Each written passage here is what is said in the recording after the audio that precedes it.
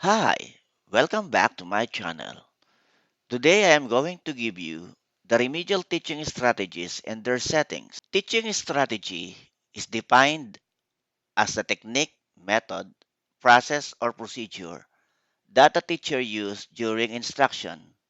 Learning strategy, on the other hand, refers to a set of skills that a learner uses to understand and perform a certain competency. In remediation, the teacher focuses on learners with poor academic progress. The teacher may use strategies within or outside the standard of regular classroom methods. After determining the causes of learning difficulties of learners, the teacher may develop specialized remedial teaching learning strategies for these difficulties. Teachers could use then these strategies to help challenge learners reach a regular pace of academic progress.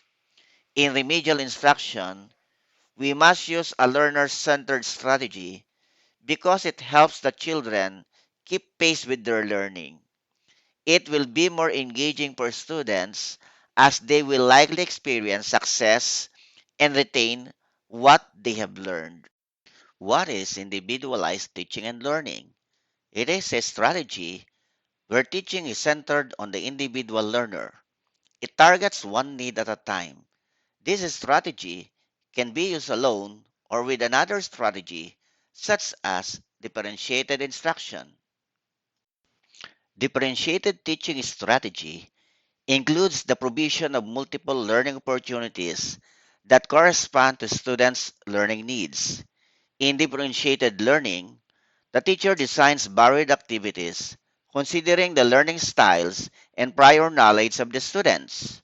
In differentiated learning, teachers tiered instruction to make slight adjustments within the lesson to meet the needs of learners. Not everyone in the classroom is doing the same thing. According to Hickox, there are 6 ways to cheer a lesson. The first one is to cheer by challenge level or cheer by content. Teachers can use Bloom's taxonomy to design tasks or questions at different levels.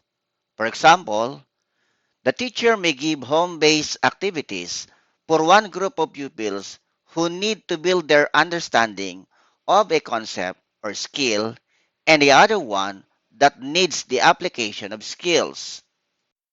Cheer by complexity addresses the needs of students at introductory levels as well as the needs of students who are ready for more advanced work.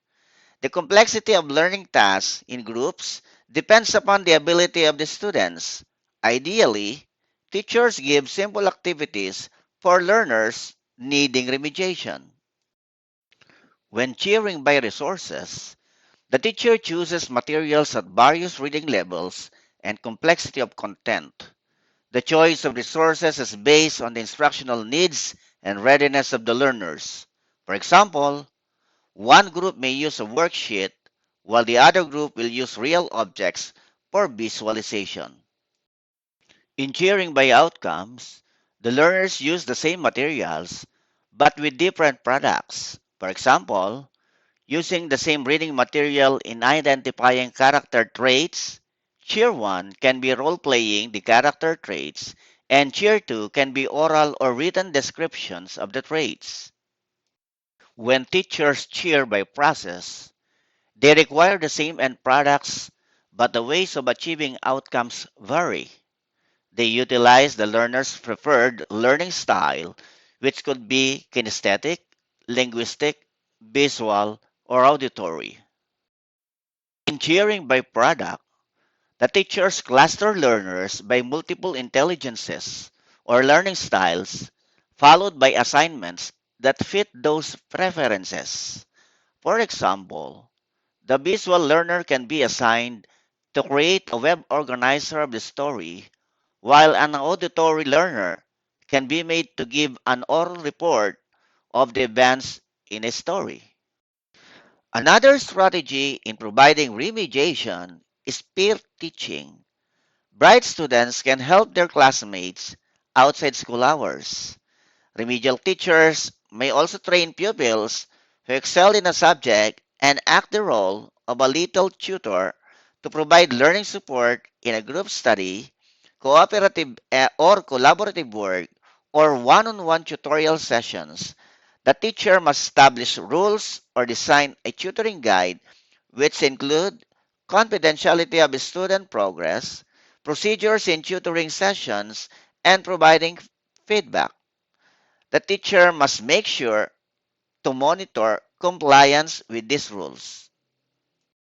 Also known as computer-assisted interventions, are remedial learning supported by computer-based tools and methodologies. These inventions require utilization of applications that can undoubtedly stimulate and enhance the learning of new generation learners. The presentation of learning tasks is enhanced through the combination of text, graphics, sound, and video in the learning process. Examples of computer assisted learning are e-games, digital strategic intervention materials, and learning management system. What is authentic learning? This is so-called active learning, where the teacher takes the student to a real-world scenario. Teachers clarify abstract concepts through visualization or illustration. Authentic learning activities are tasks given to students that may happen in real life. Role-playing, simulations, and problem-based activities are some examples of authentic learning activities. What are the settings for delivering remedial instruction? Remedial instruction can be delivered during school hours to complement the teacher's existing techniques and not as a substitution for the strategy being applied. After school hours, the teacher may give home-based remediation. Learners may be asked to answer a module, worksheet, or set of exercises to further develop their skills.